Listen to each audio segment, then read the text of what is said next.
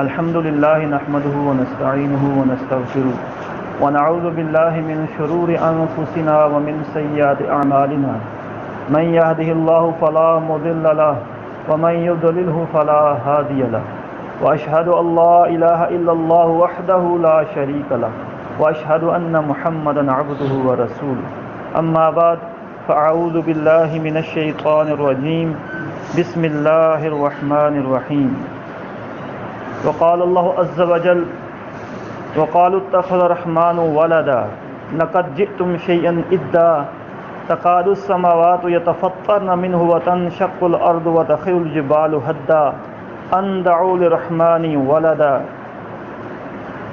وما ينبغي للرحمن أن يتخذ ولدا إن كل من في السماوات والأرض إلا آتي الرحمن عبدا۔ یہ سورہ مریم کی کچھ آیات ہیں سورہ الانعام کی، سورہ مریم کی کچھ آیات ہیں جس میں مالک کائنات ان لوگوں کا یہ قول بیان کرتا ہے جو اللہ تعالیٰ کے بارے میں یہ عقیدہ رکھتے تھے کہ رحمان کی اولاد ہے۔ تو اللہ تعالیٰ نے بڑے سخت انداز میں ان آیات میں ان کے عقائد کا رد کیا ہے اور یہ چیز واضح کی ہے کہ اس کی کوئی اولاد نہیں ہے، وہ کسی کی اولاد بھی نہیں ہے، اور یہ اتنی وزنی بات ہے جو ان کے منہ سے نکلتی ہے کہ اتنی بری بات ہے کہ جیسے مالک کائنات ارشاد فرماتا ہے، ان کا قول ہے کہ رحمان کی بھی اولاد ہے، جیسے ان کا عقیدہ تھا۔ یہ سورہ مریم ہے، وہ عیسیٰ علیہ السلام کو اللہ تعالیٰ کا بیٹا کہا کرتے تھے۔ تین طرح کے عقائد تھے عیسائیوں کے، ایک اللہ مانتے تھے، دوسرے ثلاثہ میں کا تیسرا مانتے تھے، اور ایک اللہ کا بیٹا مانتے تھے۔ تو اللہ تعالیٰ کا جو بیٹا مانتے تھے، حالانکہ تینوں کو اللہ تعالیٰ نے لقد کفر الذین قالوا اسی سیغے سے تینوں کو اللہ تعالیٰ نے مخاطب کیا، لیکن جو اللہ تعالیٰ کی اولاد رکھنے کا عقیدہ رکھتے تھے ان کو اللہ تعالیٰ نے، اور دوسروں کو بھی جو یہودی عزیر ابن اللہ کا عقیدہ رکھتے تھے، جیسے فرشتوں کو اللہ کی بیٹیاں کہا کرتے تھے، تو اللہ تعالیٰ نے ان آیات میں اس چیز کا رد کیا ہے کہ ان کا قول یہ ہے کہ رحمان کی بھی اولاد ہے۔ تو مالک کائنات اس کا جواب فرماتا ہے، لقد جئتم شیئا ادا، یقیناً تم بہت بری اور بھاری چیز لائے ہو، جو اپنے منہ سے تم یہ کلام جو کہتے ہو تو یہ بہت بری اور بھاری چیز ہے۔ تو اس سے کیا ہو سکتا ہے؟ تکاد السماوات یتفطرن، یعنی اتنی بری بات تم کہتے ہو کہ قریب ہے کہ ان کے قول کی وجہ سے آسمان پھٹ جائے، یعنی اتنی بری بات لگتی ہے اللہ تعالیٰ کو کہ اس کا ند ٹھہرایا جائے، اس کی کوئی اولاد ند ہوتی ہے، اولاد ساجی ہوتی ہے، خون ہوتی ہے اپنے والدین کا، اس کی وارث بھی ہوتی ہے، اور اولاد کا وہ جو وارث ہے، جو ماں باپ ہے، وہ محتاج بھی ہوتے ہیں۔ ایک زندگی میں سٹیج ایسی آتی ہے، پہلے بچے والدین کے محتاج ہوتے ہیں، وہ ان کو پالتا پوستا ہے، ان کی پرورش کرتا ہے، اور ایک سٹیج ایسی آتی ہے کہ جب والدین بزرگی کی حالت میں جاتے ہیں تو بچوں کے محتاج ہو جاتے ہیں، یعنی ان کو ضرورت ہوتی ہے سہارے کی۔ تو مالک کائنات فرماتا ہے کہ ایسی بات کہتے ہو کہ قریب ہے کہ اس قول کی وجہ سے آسمان پھٹ جائے، وَتَنشَقُّ الْأَرْضُ وَتَخِرُّ الْجِبَالُ هَدًّا، اور زمین شق ہو جائے اور پہاڑ ریزہ ریزہ ہو جائیں۔ دیکھیں، حالانکہ یہ قرب قیامت ہونا ہے، لیکن اللہ تعالیٰ کو یہ بات بہت بری لگتی ہے کہ قریب ہے کہ تمہارے منہ سے جو قول نکلتا ہے اتنا برا ہے، اتنا وزنی ہے کہ یہ جو تین زمین، آسمان اور پہاڑ کی کیفیات اللہ نے بیان کی کہ اس طرح ہو جائیں، یہ پھٹ جائیں، شق ہو جائے زمین، یہ پہاڑ ریزہ ریزہ ہو جائیں۔ اتنی بری بات لگتی ہے اللہ تعالیٰ کو کہ اس کی کوئی اولاد مقرر کی جائے۔ ان دعوا للرحمن ولدا، کہ وہ رحمان کی اولاد ثابت کرنے بیٹھے ہیں۔ وما ينبغي للرحمن ان يتخذ ولدا، شان رحمان کے لائق نہیں کہ وہ اولاد رکھے۔ یہاں مالک کائنات فرماتا ہے کہ میری شان کے لائق ہی نہیں کہ میری کوئی اولاد ہو۔ الرحمن اللہ تعالیٰ کا ان آیات میں نام آیا ہے، جیسے سورہ الرحمن ہے پوری، تو اس کی کوئی اولاد نہیں ہے۔ ان کل من فی السماوات والارض الا آتی الرحمن عبدا، آسمان و زمین میں جو بھی ہے سب کے سب اللہ کے غلام بن کر ہی آنے والے ہیں، یعنی جتنی مخلوقات ہیں جن و انس کے علاوہ وہ ساری اللہ تعالیٰ کے غلام بن کر آئیں گے۔ جن و انس کا حساب ہونا ہے، اور دنیا میں بھی یہ اللہ کے غلام ہیں، اور آخرت میں بھی اللہ کے سامنے یہ بالکل اکیلے پیش ہوں گے، اور اللہ تعالیٰ کے سامنے کوئی ان کی مدد نہ کر سکے گا۔ آج جو ہمارے ہاں قرآن و حدیث پڑھنے کے بعد یہ مختلف عقائد ہمارے بھائیوں نے یہ خود سے اختراع کر لیے ہیں کہ فلاں ہستی ہمیں اللہ کے اذن کے بغیر چھڑا لے گی. من ذا الذی یشفع عنده الا باذنہ، کوئی سفارش بھی اللہ کے اذن کے بغیر نہیں کر سکے گا، چھڑانا تو دور کی بات ہے.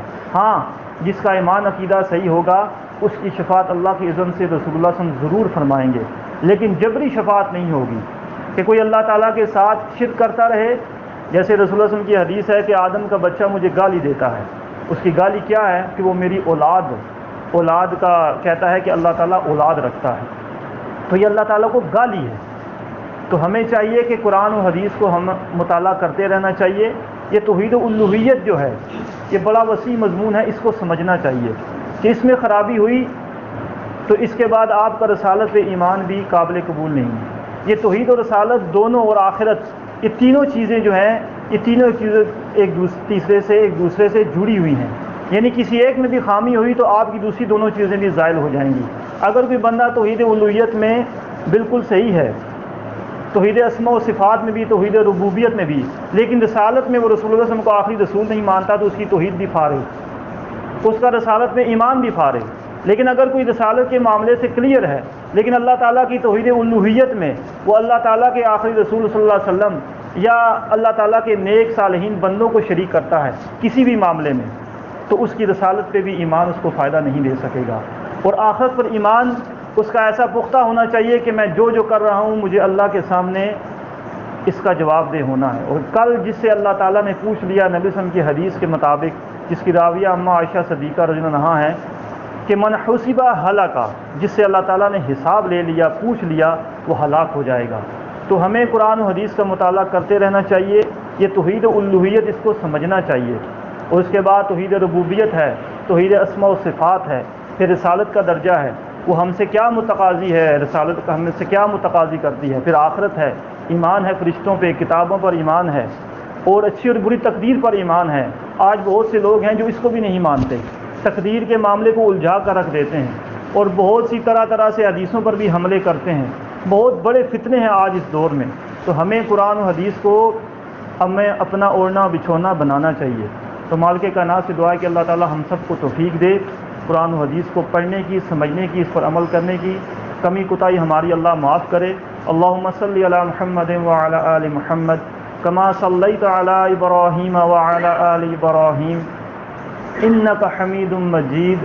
اللہم بارک علی محمد وعلی آل محمد کما بارکت علی ابراہیم وعلی آل ابراہیم انک حمید مجید. اللہم ربنا آتنا فی الدنیا حسنہ وفی الآخرۃ حسنہ وقنا عذاب النار. اللہم ربنا لا تزغ قلوبنا بعد اذ ہدیتنا وہب لنا من لدنک رحمہ انک انت الوہاب. اللہم ربنا ارنا الحق حقا وارزقنا اتباعہ وارنا الباطل باطلا وارزقنا اجتنابہ. اللہم ربنا آتنا فی الدنیا حسنہ وفی الآخرۃ حسنہ وقنا عذاب النار. اللہم ربنا ظلمنا انفسنا وان لم تغفر لنا وترحمنا لنکونن من الخاسرین. اللہم ارزقنا شہادۃ فی سبیلک. اللہم مصرف القلوب صرف قلوبنا الى طاعتک. اللہم ثبت قلوبنا علی دینک. اللہم اعز الاسلام والمسلمین. اللہم انصر الاسلام والمسلمین والمجاہدین والموحدین وفی کل بلاد وفی کل مکان، خصوصاً فی بلاد الشام وفی یمن وفی فلسطین وفی بورما وفی افغانستان وفی کشمیر وفی کل بلاد اسلامیہ. اللہم ربنا تجعلنا مع القوم المسلمین. اللہم ارزقنا شہادۃ فی سبیلک. اقول قولی ھذا استغفر اللہ لی ولکم ولسائر المسلمین واستغفروہ انہ ھو الغفور الرحیم. صفین رزق.